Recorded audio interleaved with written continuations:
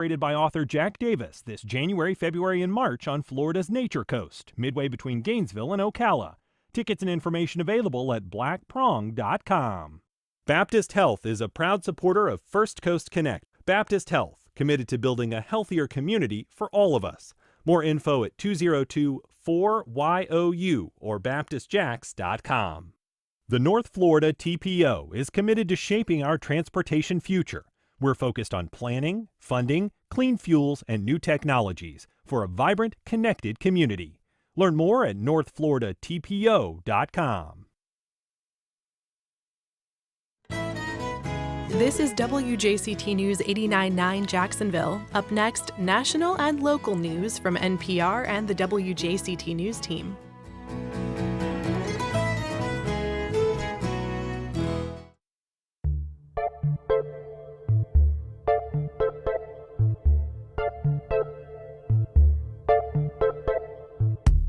Good morning, I'm Ann Schindler. On today's First Coast Connect, water as a medium for exploring Black history and identity. We ask artist Calida Rawles about the message behind her hyperrealistic paintings on display at the Cummer Museum. Then, 1,800 free trees will be handed out to local residents this weekend. How you can green up your yard. And running for a cause or maybe a beer. We tell you what's on tap at the 2026 Donna Marathon Weekend. Join the conversation. Give us a call on air at 904-549-2937 or head to firstcoastconnect.org where you can find all the ways you can connect with us and also sign up for our new daily newsletter, which delivers program information and a sneak peek at upcoming guests. Stick around. We'll be back right after the news. I'm from NPR News in Washington. I'm Corva Coleman. President Trump has issued another threat to Minnesota. Writing online, he says if attacks continue on ICE agents, he will invoke the Insurrection Act. A federal agent shot and injured a Venezuelan immigrant last night in Minneapolis. Authorities say the ICE agent feared for his safety. Last week, an ICE agent there shot and killed Renee Macklin Good. NPR's Meg Anderson reports anti-immigration protests have grown to include high school students in neighboring St. Paul.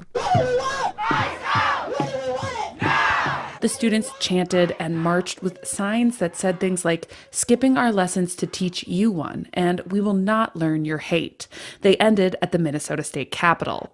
One student, 17-year-old Chisinli Quiros, says she has had friends detained by immigration officers. We're fed up. We're tired. ICE is coming to our schools, and it's like nowhere is safe now. And honestly, that makes me really sad. The day Good was killed, immigration officers showed up during the dismissal of a Minneapolis high school and released chemical irritants on some bystanders. Since then, hundreds more immigration officers have been deployed to the Twin Cities. Meg Anderson, NPR News. The UN Security Council will hold an emergency meeting today on Iran and its deadly protests. Rights groups in the U.S. say more than 2,000 people have been killed. But Iranian Foreign Minister Abbas Araghchi told Fox News that high death toll is exaggerated. I certainly, deny the numbers and figures they have said. It is an exaggeration. It is a misinformation campaign only to find excuses to do another aggression against Iran. President Trump has threatened military action against Iran. New data show that sign-ups for Affordable Care Act plans are down for the first time in 5 years. As NPR's Selena Simmons-Duffin reports, the Trump administration has pulled millions of dollars from the marketplaces. The Centers for Medicare and Medicaid Services says that 22.8 million people have picked an Affordable Care Act plan so far, though that number is not final. Health policy experts had been expecting many people to drop their insurance because premium costs are double on average what they were last year, after enhanced federal subsidies expired at the end of the year. The 22.8 million number is about 3% lower than last year, not a dramatic drop. It's the first time enrollment has dropped in 5 years. Analysts also warn that the numbers don't reflect who has actually paid for their coverage. Some people, especially those who auto-renew, may drop their coverage once they get their first invoice. Selena Simmons-Duffin, NPR News, Washington. You're listening to NPR. Good morning. You're listening to WJCT News 89.9 in Jacksonville. I'm Stephen Ponson. It's 9:04. The Great Tree Giveaway and Paper Shredding event is coming to the University of North Florida this weekend. The free drive-through event will be held Saturday from 9 in the morning to 1 in the afternoon at UNF's Stadium Parking Lot 18 between South UNF Drive and North Entrance Road.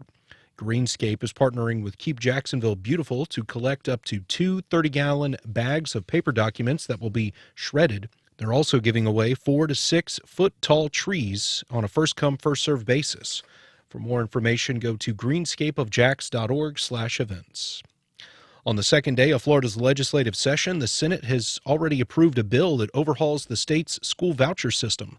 Douglas Soul reports. Florida spends billions of dollars each year to help K-12 students pay for private school and homeschooling. An audit found issues within the surge of money. Bill sponsor Senator Don Gates listed them out before the vote. On any given day of the week, the Department of Education can't find 30,000 students we're paying for. That's $270 million we're paying for students we can't locate. The nearly 150-page bill includes stricter student tracking standards and more audits. It also requires the State Department of Education to come up with recommendations by December on how to better run the scholarship programs. The bill now goes to the House, where it faces an unknown fate. I'm Douglas Soul in Tallahassee. It'll be windy and cool today here in Northeast Florida, as temperatures will only rise into the low to mid 50s with winds out of the northwest. Support for NPR comes from NPR stations. Other contributors include the George Lucas Educational Foundation, creator of Edutopia. For 35 years, sharing what works in schools today and working to inspire new ways to learn tomorrow. More at edutopia.org.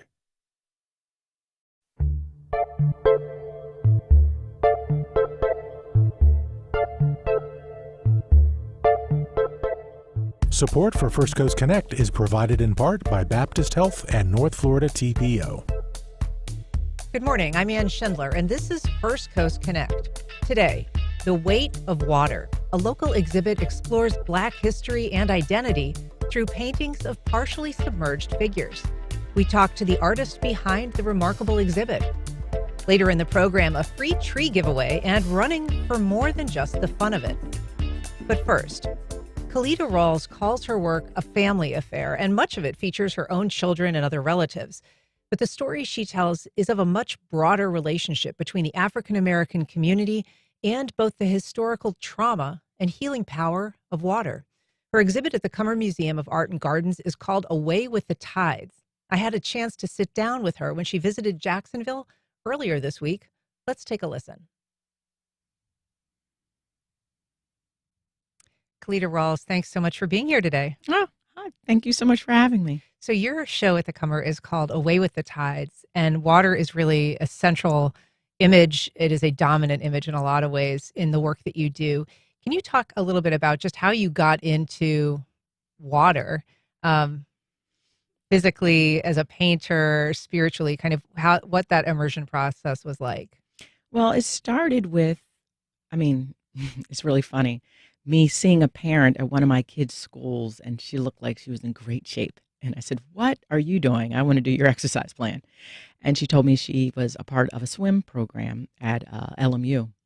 And so I said I wanted to join. I went there very confidently. I was a person that used to go to the public pool as a kid and really enjoyed swimming, but I really wasn't a swimmer. And I didn't know that until I got there. So I go to this master swim class. Oh, a master's. Yes. I don't even know how delusional I was, but I went to this master swim class and said, "Oh, I can swim." And the coach asked me to swim across the lane and see where to place me. And I could hardly get across halfway without holding that rope and embarrassing myself. And then I got to the wall, and then I was freaked out about coming back. And the coach said, "Hey, just take this kickboard and go back and forth." And so I felt challenged with that, because even my own perception of what swimming was, I thought I could swim, and I don't know why. And so I went back, and the coach was very wonderful and patient with me. And she used me as an example later about how, anyone could swim. You see Calida here, when she came, she couldn't even get across. But I would go back 2 to 3 times a week, and she taught me each stroke at a time. And until I was moving up the lanes and really swimming with people that swam in the ocean, and they were all part of swim clubs. And it was during the day, like a noon class, which is the worst for your skin, but it's the most beautiful thing when you see the light hitting the pool at noon. It was so bright, these lights. And I would see it and it just looked so majestic and peaceful. And it didn't matter how or what was going on in my life. It's anything stressful I brought to the pool that day, of things with my kids or my family or outside. I felt lighter physically and emotionally after I got out of the pool. And I started thinking, how could I bring this into my art practice? How could I don't know. And I just started thinking of it like I could talk about difficult and divisive issues using water because it's so beautiful. It's enchanting. Mm-hmm. And it also has, it is something that everyone has their own personal relationship with. If you're afraid of water, no matter what I paint, you may see someone drowning. And if you see it as a place of leisure, when you look at my work, you may see someone relaxing and basking in the sun. So it gives context and a reflection of your own relationship. And then I could also use my hyperrealistic style to play with abstraction as well, because what it does to the body, it became more interesting. Yeah. Like I naturally can paint what I see, but I mean, a camera can do that. You can capture something. But when I was capturing like abstraction in the water, and that was like visually in front of me, that became very intriguing, and I wanted to paint that and explore that further. I encourage people, if they're just listening, to check out today's live stream because we are showing images, and your photos, your paintings look like photos. Yeah. They are, as you say, these hyper realistic and just really compelling, beautiful images, but also very evocative, very ethereal. And like you say, when you kind of get up close on these paintings, the distortion of the water does this thing to the body, and it, in a lot of ways, almost deteriorates under the water. The way that you've created the reflection and the movement of the water, the body itself is almost broken apart in some ways. Yes. And so it is it's just an amazing thing to see. I feel like looking at water is even hard. It moves the minute you see it. I feel like painting it must be incredibly challenging. And I know that you're very good at rendering something accurately because it looks like a photograph in a lot of ways. But how do you paint water? How do you view water? How do you kind of nail it down in a way that you're able to depict it? That's a good question. And people ask me that all the time. I don't really know. It's like I can see it. I can see it's just about light reflection. And I think it's maybe challenging for others because they get overwhelmed because it's so much information. But if you can break it down like anything else that you paint or render, it's just shape and form and light, But I think I was challenged by that, and that's what I keep doing with my work. I love to challenge myself. And if you look at my portfolio of work from, I do switch it up. Yeah. I do have fun pushing the boundaries of what I can do with water, from color. Some color, to, like the greens and blues and the variations. It's really just fun. I'm trying to enjoy myself through it. Yeah. But it is hard. They're beautiful to look at. I think that in some ways they can be soothing or just make you think of things in history, things in the world. In most of them, somebody's kind of breaching the surface, either seeing them from below or above. And I think of all of these things that kind of surface, whether it's fears or dreams or secrets. Yeah. Talk a little bit about just the metaphorical layer of your work and kind of what it is that you're bringing to the surface when you're creating a piece of art. Well, it depends on the piece and what I want to say, but water itself it's like a metaphor to me of life, that it is something that you experience, that we have moments of just pure joy and you feel light. But at the same time, it is scary. It is many times dangerous. It's overwhelming. And it's really about walking and experiencing life with that balance of knowing that, living life fully, not from a viewer, but participant, is very scary at times. But if you can try to relax and breathe, all the things that you do when you swim, if you can take that practice into your life, push yourself further.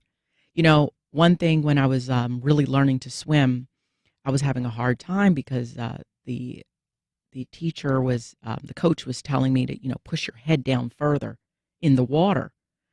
And that is just not a natural instinct to do, to go further in, but if you do lean further in, your feet come up and you can float better. But you'll see people sometimes swim in a way and their head is up and they're going against it. But if you can go further in and relax and trust the process, you'll go through faster and smoother. And I think of that. And I know that's even scary and sometimes, it's kind of simple, especially in today's times and everything going on. But I do try to think about that and breathe and move through fear. I've heard you interviewed. You are friends and I think former schoolmates with another artist who's also very acclaimed, Anne Sherald. She had a kind of extraordinary physical health journey that you were a part of. And I've seen you say that it inspired you in your own way in terms of envisioning your future and what was possible. And I just wonder if you could share that story. Yes, for sure. Amy Sherald was a friend I studied art with in college. And when she was having a heart transplant, I went to be with her for a bit. We were always staying in contact, but it was a moment where her brother was sick and passing away from cancer. So her family was with her brother, her mother, and her sister during this time, but she was in the hospital waiting for her heart. So I flew to stay with her and be with her by her side while she waited this moment. And I remember when I walked in, she was like, "Oh, I'm applying to this program. And we're waiting for a heart, like any moment, And she's applying to these art programs, and she was like, "After I get this, I'm gonna win this this award, and then my career's gonna take off." And she just kept saying this over and over, right? And I was like, "Okay, great, but we're gonna wait for this heart to come, And it all happened, and it was just like this prophecy of being clear with your vision. And it didn't stop, like, at any moment. It was at a point that it was very scary, waiting. And when she won the award, and then she was, I can't remember the name of it that she won, but after she won this portrait award, she was nominated to do be considered for Michelle Obama's portrait, which she got. And then after that, the career took off. And I was like, okay, what if I believed in myself in that way?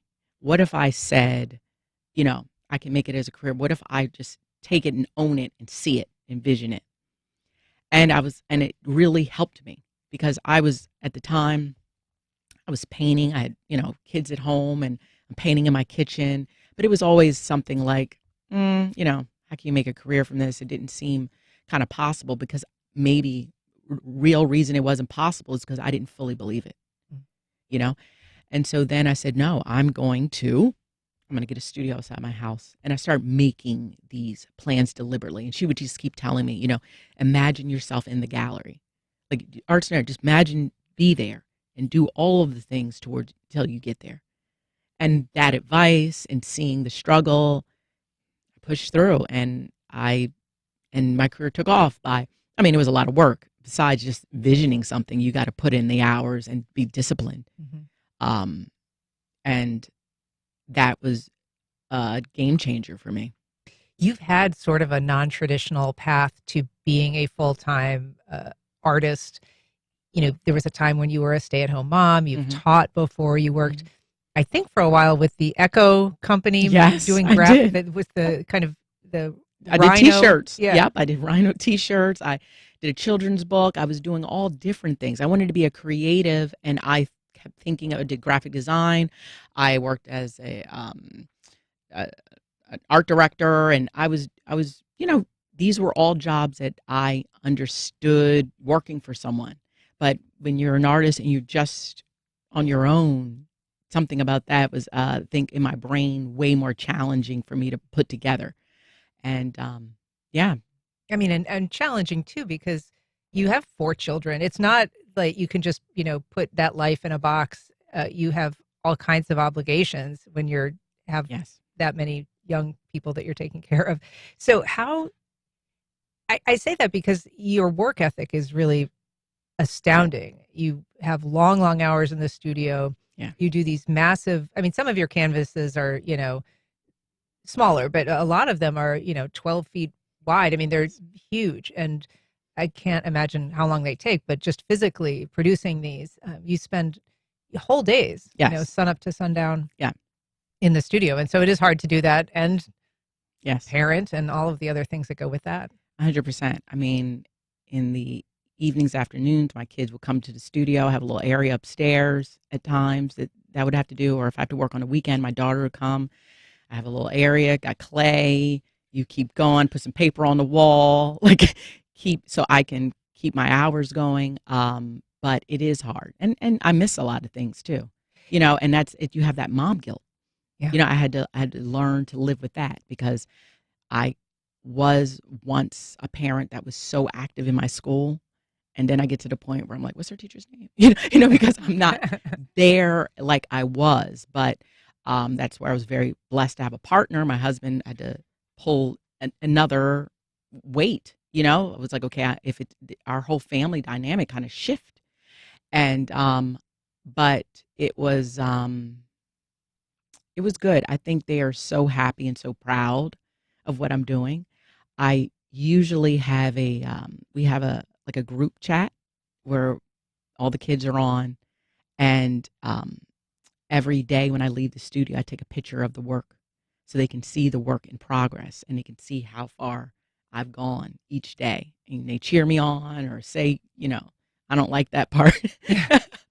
Or, it's just really funny. They can see the progress, and they're like, Mom, you're close. I mean, they're in a lot of your pieces as well. Yes. So they're a part of it. And they usually come to my shows, if I try to have them come as much as I can. My daughters were mad I didn't bring them to my London show. It was like, Mom's going. Yeah, it was too much. Yeah, it was a little too much to fly from Cali with all of them. Yeah. But I do try to make it like a family event, because they're all sacrificing. Yeah. This is all of us are sacrificing for this dream to, push and create. And I think they're all creative in their own way. I want to talk about the show that's at the Cummer Museum. You live in Los Angeles, but this project that is on display and is up through March is it rooted in Miami, is tells the story of residents in the Overtown area. Can you explain just who these people are and what you were conveying in their portraiture?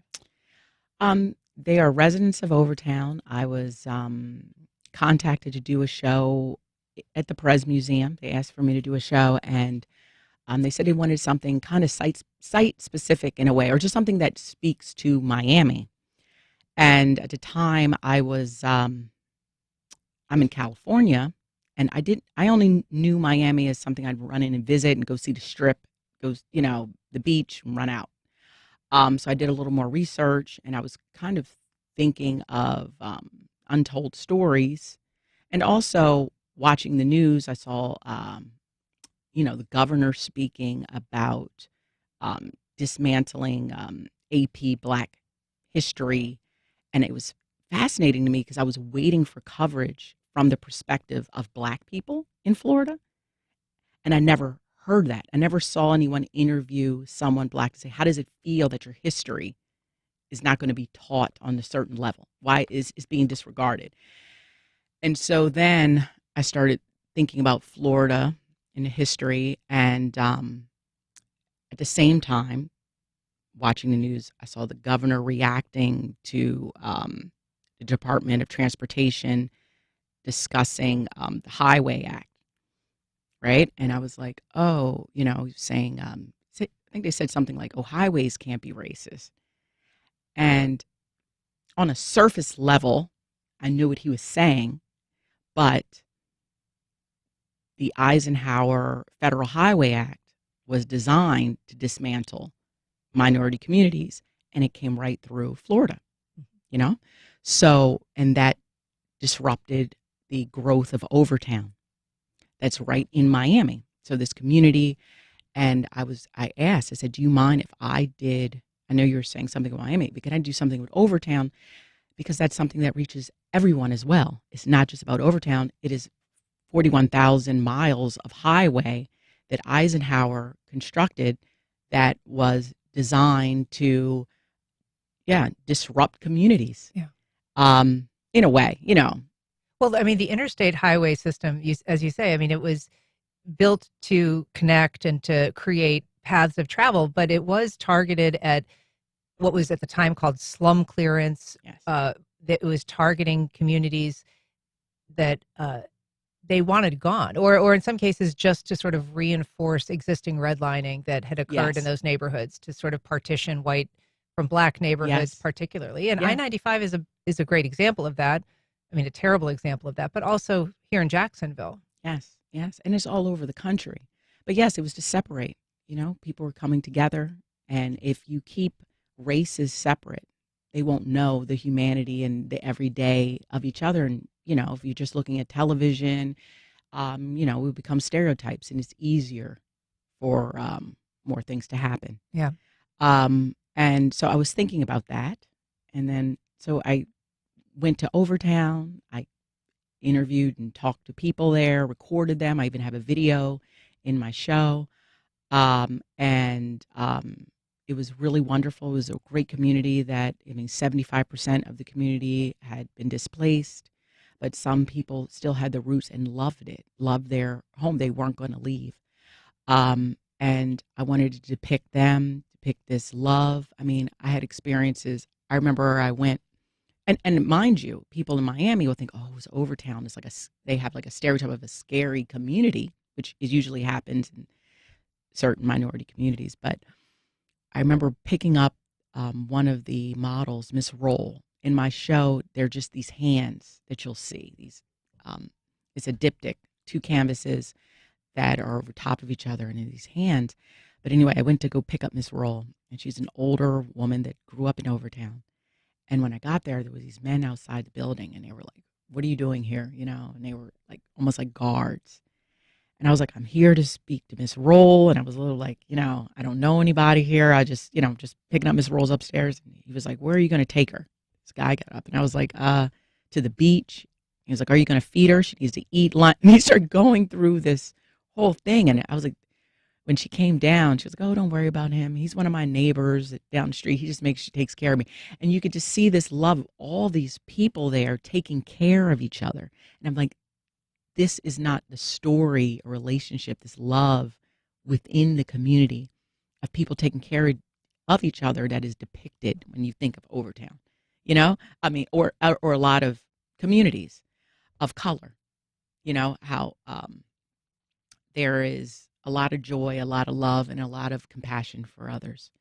And when I painted her hands, I took her to the beach because I really she kept talking to me about how much she loved the water as a child. And I took her there. It was a little too cold, and she was like in her 80s, so I was kind of afraid to put her in the water. After you've been warned by the neighbors. Yes. They scared her, like, bring her back. I need her. She can eat only this. I need you to do. And I was like, okay, sorry. So I just had her feet in the water, and I wanted to show like the rise of time. And you look at her hands, and you can see the age, like what it made me think of my grandmother's hands, where you can see the veins raised up and it's soft, but also that on each canvas, the water is at a different level. So it kind of made me think of time and how it looked. If you look at it very quickly, it looks like the same canvas, but if you stay with it, you see that the water's lower and then higher, and just how time goes by so fast, you don't realize how much change is happening. I mean, I feel it all the time when I look at my hands or myself in the mirror. I'm like, what? How old am I now? You know, but I was trying to depict time that's gone by and love and, you know, and beauty with that piece anyway. And so that's what's on exhibit at the Cummer. Some of your work, though, has been very topical in a way, even as it maintains its kind of, you know, ethereal vibe, I guess. You have one piece in particular that I want to show to folks who are watching called High Tide Heavy Armor. Can you talk, first of all, about what the inspiration was for this in terms of, you know, an actual person and an actual incident that happened? Because it was something that we all know about, having watched the news, but also brushed pretty closely to your own life. Yes. I had a friend that I knew that was going through a hard time and was killed by the police.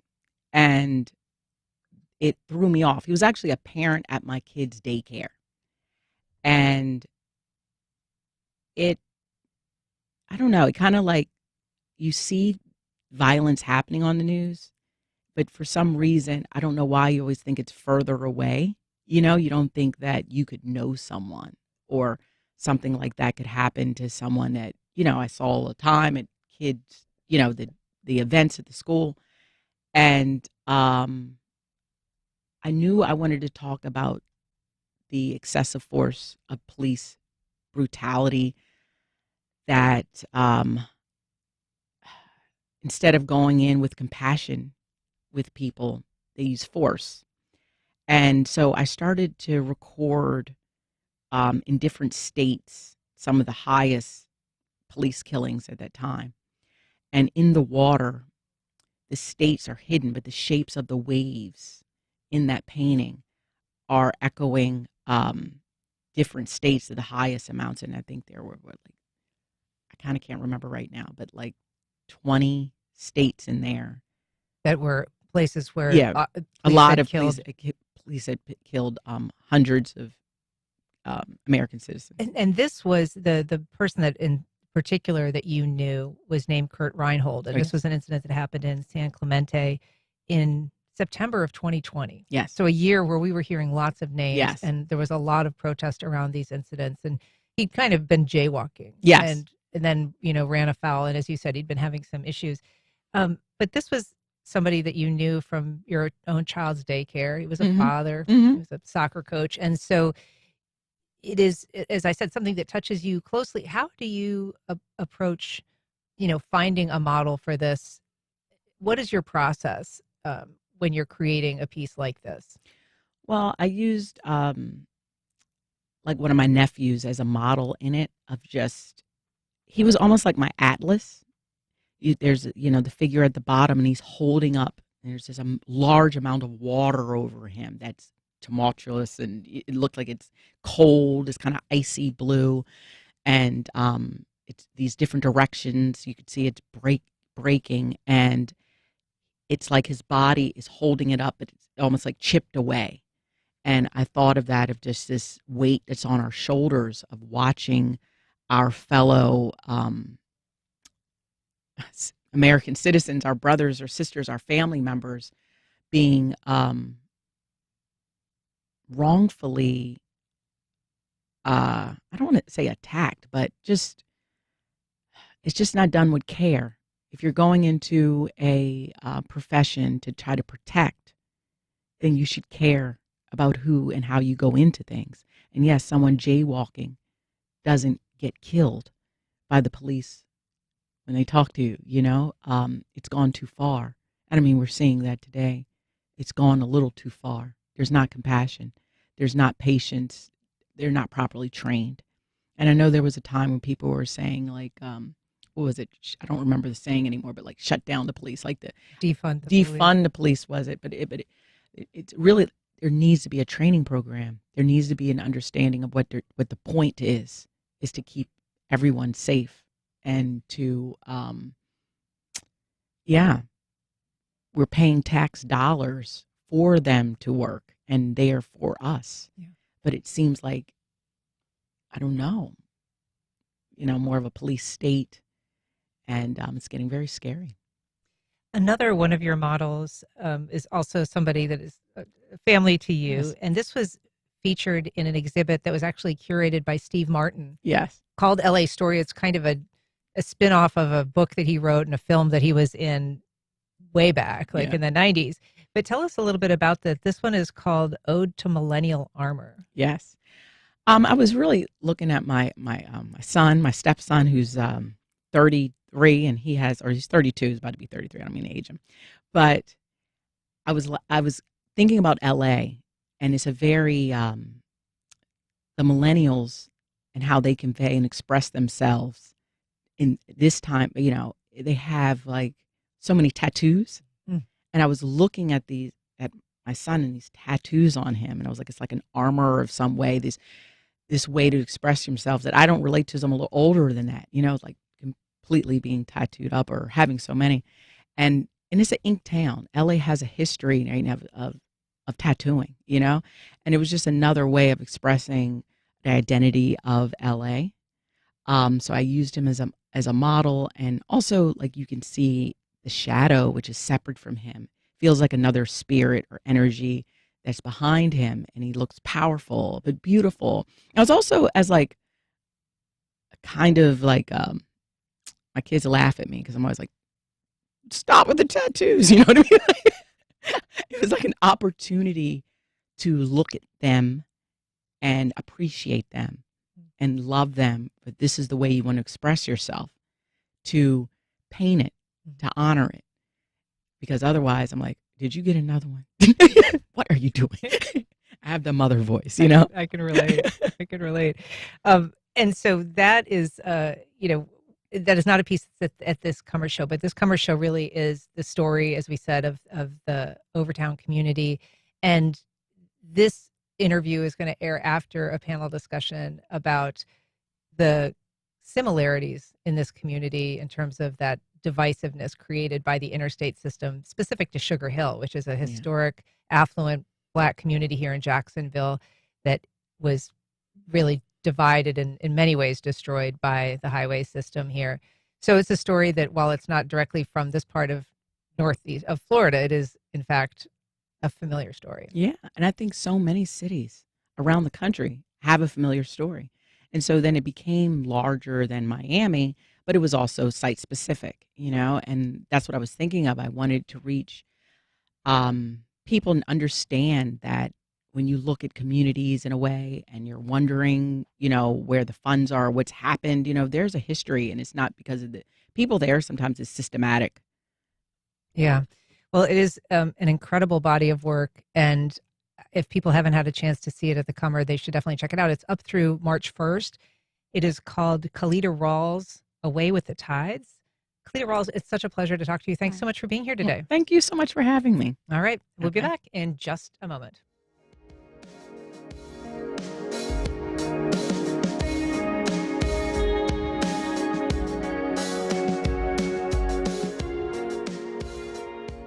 Welcome back. Well, there is a lot of growth potential in Jacksonville this weekend, courtesy of Greenscape of Jacksonville. Their annual tree giveaway is this weekend, but it's coupled with a couple other eco-minded events. Here to tell us about it, we're joined by Dan Durbin, Executive Coordinator of Keep Jacksonville Beautiful. Good morning, Dan. Good morning. We're also joined by Rhonda Gracie, horticulturist at the University of North Florida. Rhonda, good morning. Good morning. And Nicole Kress, Executive Director of Greenscape of Jacksonville. Good morning, Nicole. Good morning, Ann. Am I right on your last name? Cressy. Cressy. I'm sorry. I think I knew that and I forgot. So apologies. Nicole Cressy, Executive Director, Greenscape of Jacksonville. Welcome. Thanks for being here. So let's start with this tree giveaway. It is an annual event, but some are familiar with it. Why did Greenscape start this annual giveaway? Oh, well, thanks for that question, Ann. Yes, we're excited. This is our 36th annual Great Tree Giveaway.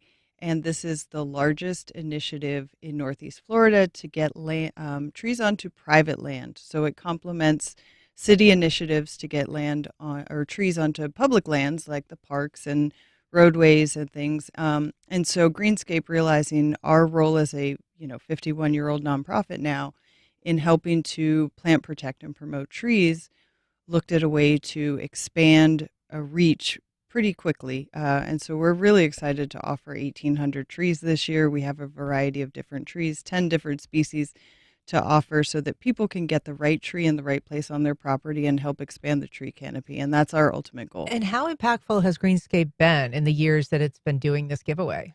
Oh, so it's really amazing. I'm pretty new to the organization. I think I'm in my 4.5 month as the executive director, so I'm thrilled to see all the things that we've done. But this tree giveaway will take us to 356,744 trees credited to Northeast Florida between our tree plantings that we do and the tree distribution, which is our Great Tree Giveaway. Wow, it's a lot of trees. And a big part of it is, Rhonda, making sure that a tree once planted lives, right? Correct. These are little saplings. They can be vulnerable to everything from drought to lawnmowers. How do you help people determine, what tree they should be selecting, where it should go in their yard, how they best care for it? Yeah, so that goes to the Florida-friendly landscaping principles with right plant, right place. You want to make sure that you're looking at the tree you're selecting for your soil. Is it a moist site? Is it a dry site? And then the biggest thing, because trees in urban settings typically only live 7 to 15 years, suburban maybe goes up to 20 to 25 years on that life expectancy. And part of the problem is that we don't allow enough rooting space and canopy space for the tree. So you want to make sure that you're placing your tree far enough away from your foundation of your home. You might think that, oh, I just got this tree and it's going to get 60 feet tall, and it has a canopy of about 20 feet. I'll put it about 10 feet away from the foundation of my house, not thinking what that's going to look like in 20 years. And then 20 years goes by. Next thing you know, it's uplifting the foundation of your home and it gets removed. So we want to make sure that when you're selecting your tree, that you also give it plenty of space to grow. The younger saplings are great because they'll connect to the soil and all the other plants around it. They'll kind of actually communicate and they'll work with the mycorrhizae and stuff. So they will actually catch up to a tree that you could have planted larger in about 3 to 4 years and surpass it. It'll be more wind resistant. It's really fabulous. So. Yeah, anybody who wants to know about tree communication should read Overstory, which is a great book about, kind of how the trees, through their root systems, are, communicating through fungus. And it's a pretty extraordinary system that they've established. Dan, what is the involvement of Keep Jacksonville Beautiful in this event? Why are you participating? Why are you partnering in the first place? Because we love Greenscape. Yeah. We also love trees. Excuse me. Basically, we started an event called America Recycles Day, back in 2010, and we would do recycled newspapers and electronics and things like that. In 2020, we partnered with Greenscape because we thought, that's great. They're giving away trees. We're taking the end product, which are the papers, to be recycled. And I guess you could say we branched out from just collecting the paper. I see what you did there. You see okay. So our role is basically to take the paper and have our partner, Republic Services, recycle it. And so what does that look like, practically speaking, if people come to this event this weekend? What should they be thinking about bringing? How much can they bring? What is it? That's a great question. They can bring up to 2 bags, 30-gallon bags, or 2 boxes. We're really kind of lenient. If they bring more, we're going to accept that because we do want to get it recycled. They'll drive through. They can either pick up a tree and drop off recycling, or just pick up a tree, or just drop off recycling.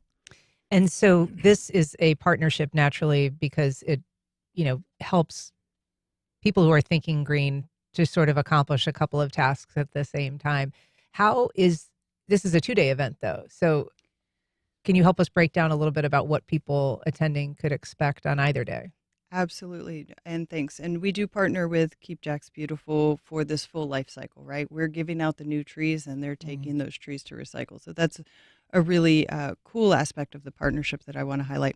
So we actually do the staging for the event on Friday, and we'll be sharing with a ribbon cutting for a formal Arbor Day celebration for Florida's Arbor Day, which is now, because of the climate that we're in Florida, in lieu of April, where it is the typical Arbor Day in the country. So UNF will be celebrating their ribbon cutting for their first phase of tree planting, And then our formal Great Tree Giveaway and Paper Recycle Day is Saturday from 9 a.m. to 1 p.m. at UNF Lot 18, which is near Hodges Stadium. And that is where we will have lanes for, a trees only group. We have it's staging, so it's all drive through. There's trees only, trees and paper recycling, and only the paper recycling. We have route maps that are on our website so people can see an easy traffic route. We're looking at queuing people in a parking lot so that it's really easy to do. And they can recycle their paper, as Dan mentioned, and we will give away up to 3 free trees per car on a first-come, first-served basis. We have 10 trees that we're offering, so we have a variety of native and Florida-friendly plants, trees that are here. What are some of the trees that you're going to be offering? Yeah, we've got a couple of fruit trees, which is really exciting. So we have pecan, we have persimmon, we have nice. smaller and understory trees. So we've got crepe myrtles and our Dahoon hollies, and then we go into even bigger trees. So, we have a Shumard oak, which is a nice, a little bit more compact type of oak tree that is native to the area here. We have the southern crabapple, which is new. We're excited to have that. We have a bald cypress, which is a great tree for absorbing stormwater and rainwater. We also have black gum. And what else am I missing here? Sweet bay magnolia, and of course a red maple, which is a beautiful leaf changing. Sure. So, Rhonda, when it comes to the idea of right tree, right place, how is that changing as our climate warms? Are we starting to see trees that were traditionally thriving in this area not doing as well? Or are we starting to see trees that typically we would see in South Florida and now are starting to migrate to this area? Yeah, that's a great question. So the actual climate zone map changed for half of Duval County a couple of years ago. So we're actually 5 degrees warmer than we used to be. So we are starting to see some of our trees, like our redbuds, that like it a little bit cooler, struggling a little bit more. They're now a little bit better, like going up into Nassau, up into Georgia. We're starting to see a little bit of decline in them here because it's like on the border for being a little too warm. But then we're also picking up a lot of the trees that you would find in central Florida that would not survive before because it was a little too cold. So I feel like you start to see Norfolk pines all the time now, which used to be those sort of crazy Dr. Seuss looking trees in South Florida. And I see them here all the time now. Yeah, they're starting to thrive. I wouldn't recommend those. We have some other beautiful pines that we can use Good to know. instead. We've got a call I want to take from Charles on the west side. Good morning, Charles. Go ahead. Good morning, everybody. Back in 1997, I went to the tree giveaway down on the South Bank, and I got a redbud, and a dogwood, a bald cypress, and a Japanese magnolia. Sad to say, the redbud didn't make it, but the other 3, are still growing. I don't own that house anymore, but I've driven by, and they're still there. That's great. Sounds like a successful tree planting. I mean, 3 out of 4 ain't bad, right? Mm-hmm. But I guess it is important for people to take that time while they're doing their drop off to maybe take a minute to get some advice about where to plant it, where's a good spot in the yard to pick. Absolutely. We have a variety of partner liaisons who are arborists and qualified professionals to provide information. Our tree menu also has details of each of the tree species. We have videos on how to plant your tree correctly, information about watering, because again, we want to see the forest for the trees here and make sure that those trees survive and really contribute to the canopy. We've seen a 4% decrease in the canopy over the last, it was the 2013 to 2023. Those studies happen periodically at a state level. And so that is one thing that we want to counter here, making sure that these trees are healthy and contribute to the canopy, because those are the long-term, benefits. It's really cool. There's a amazing software, which hopefully we'll be able to continue. There's some funding issues, but we use iTree, which is a great way to capture projected benefits for the trees. And so our 1,800 trees, if they live to maturity, will have significant benefits that equate to about $3.88 million in economic and environmental benefits for our region. These trees will offset 4,600 cars being on the road for a full year in terms of CO2 reduction. We can do 515 Olympic-sized pools of rainwater kind of avoided or absorbed by these trees, which is really influential from green infrastructure perspective. Well, we've got a link on our website both to Greenscape and the event and to Keep Jacksonville Beautiful if people are interested in attending the event. Again, Friday, January 16th, Saturday, January 17th. Dan Durbin, Rhonda Gracie, Nicole Cressy, thanks so much for being here. Appreciate it. Thank you so much. All right. Up next, running for a cause or maybe a beer. We tell you what's on tap at the 2026 Donna Marathon Weekend.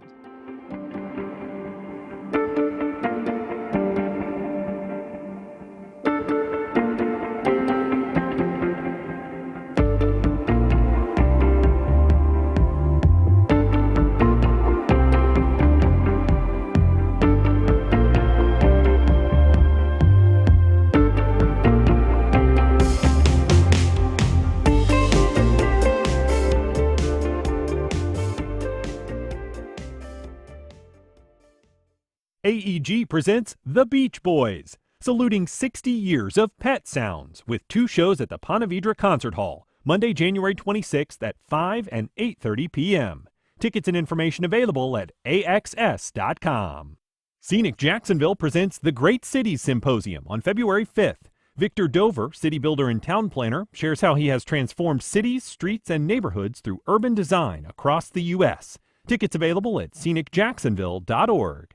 The Gamble Rogers Festival and St. John's Cultural Council present an evening of songwriting and musicianship by Robert Bolin and Will Mehring, live from the Waterworks, January 17th in St. Augustine.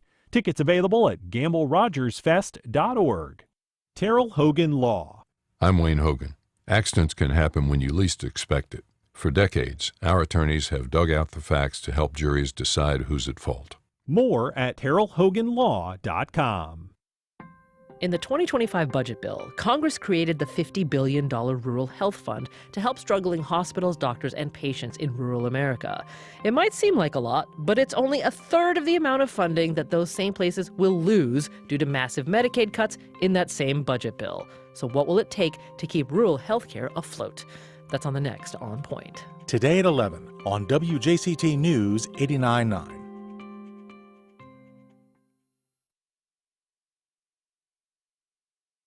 President Trump made it clear he wants the Department of Education shut down.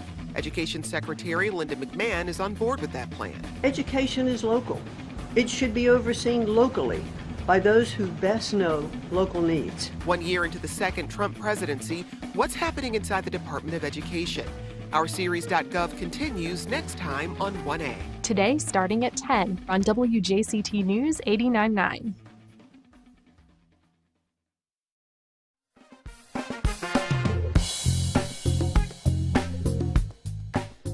Welcome back. Well, it's an event that has gotten so expansive, you might have to run to keep up. But fortunately, we are joined by the ever nimble Amanda Napolitano, Executive Director of the Donna Foundation. Amanda, welcome back. Thank you so much for having me. I'm a big fan, as you know. Well, same here. You are an organizer extraordinaire of this event. And as I said, it has gotten kind of more and more sprawling. I won't say unwieldy, but just kind of seems like every year there's a little bit one thing new just to kind of keep you on your toes. So the event is not for a couple weeks yet. Yes. Remind us of the weekend and also just when things really start to ramp up in terms of people needing to register and getting their bibs and all of that. Absolutely. Well, Donna Marathon weekend is always the first Sunday in February.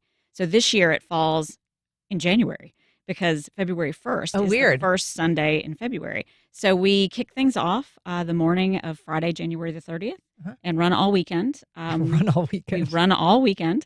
We have our 2-day health and wellness expo that kicks things off. That's where everyone will come and pick up their packet. And we have breast health education happening for both days, presented by Mayo Clinic. Lots of learnings that way. And it's really fun. We're getting to return a little bit to our roots with the new Hilton at Mayo Clinic as our host for that. And Mayo, of course, is a big part of this because, Well, remind us, Mm-hmm. I mean, we can come back to some of the deets, but remind us the origin story of the Donna, because Sure. our mayor was involved at one point in the organization. Yes, absolutely. So, Mayor Deegan is a 3-time breast cancer survivor, and she launched the Donna Foundation with her second diagnosis when she began to hear overwhelmingly from the community that they were struggling to make ends meet because they were having to have treatment for breast cancer. So the Donna Foundation really exists to serve those patients so they don't have to choose between putting food on the table and getting the breast cancer treatment that they need to be well. And her oncologist, Dr. Edith Perez, who was treating her breast cancer from Mayo Clinic, top researcher, really wanted to do some important work in breast cancer research. So Donna wanted to raise more money for families and for patients, and Dr. Perez wanted to raise more money for research back in the day. And they're both runners and marathoners, and they thought, is there a traditional national marathon for breast cancer? And the answer was no. So they teamed up with Jeff Galloway, and nearly 20 years ago, we launched the inaugural national marathon to finish breast cancer. This is the 19th year. And over the years, we've raised $3.3 million for genomics research at Mayo Clinic. The first few years of the race was actually conducted on their campus. Yeah. We started and finished from Mayo Clinic. So it really is rather a homecoming to bring parts of the event back to Mayo Clinic, because we're transforming our stadium, which hosted us for a number of years. Downtown, right? Little construction downtown. So we'll be, like I said, at the expo at the Hilton. And then all of the race events will be at Seawalk Pavilion, Latham Plaza, all in at the Jacksonville beach. Beach. Yeah. Yes. And there are a lot of races for people who, are marathoners and are competitive. This is a big race to run. It so is. there are serious racers there, but it is not for a lot of us, a lot of people, what you would consider a fast race or route, because there's so much stopping and hugging and sharing of stories. People are wearing pink tutus and all kinds of costumes. And there are a variety of levels. So there's the marathon, the half marathon for people who are serious about what they're doing. But then there's, 5Ks. There's even this pub crawl, it is a Pete's Bar crawl. Bar Donna crawl. Yeah. Yes. And that is just a couple miles, and then you get to sit and have a beer and cheer everyone on. Yeah. So the magic of this event, I think, is the coupling of our extraordinary community that comes out in droves along the course to cheer and support everyone, and knowing that you're out there putting one foot in front of the other for other people.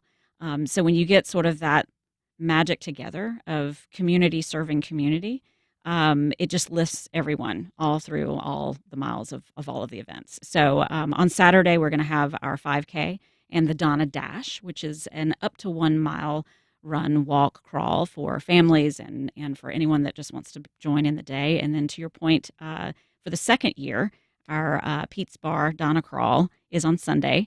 You can start with the marathon and the half marathon, which is super fun to stand with, 7,000 of your closest friends and be a part of that energy of the start. Yeah. But then peel off in the Beaches Town Center, where the course will go through 4 different times. So it's the perfect place to And you watch just your say, friends and "So family. long." And you say, Is so everybody- long. I'm going to have, a little cold beverage at Pete's and then come out and cheer on the field for the rest of the day. So it is a ton of fun. And, again, there's a lot of people that join that are not serious runners. They walk sometimes. That's not frowned upon. In fact, No. it's, welcomed. For people, we have a link on our website to Donna stuff, but if people want to just go organically, where can they find you? So breastcancermarathon.com is where all of the information lives. Please register if you're planning to run, because we are going to reach capacity across everything. Yeah. And Locals Rule is a program that our partners at the Jaguars have sponsored this year. They're still so supportive of us, even though we can't be in their complex this year. But if you use Locals Rule when you register, it'll save you $10. All right. Well, Amanda Napolitano, it's great to see you. Have a great race. Thanks for being here. Thank you for having me. All right. And that's our program. Thank you for listening. First Coast Connect is produced by Stacey Bennett. Our associate producer is Isabella Casapow. Our show's directed by Brady Coram. And our theme music is performed by Club de Belugas.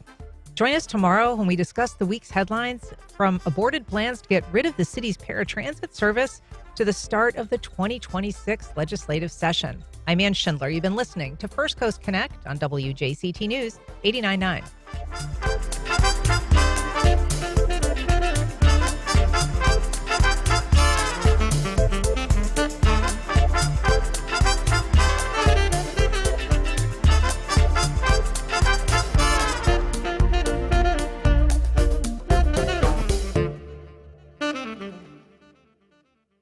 Support for First Coast Connect is provided by Baptist Health and the North Florida TPO. Congaree & Pen, dedicated to agriculture and culinary endeavors, offering field-to-fork dining and outdoor experiences on over 300 acres.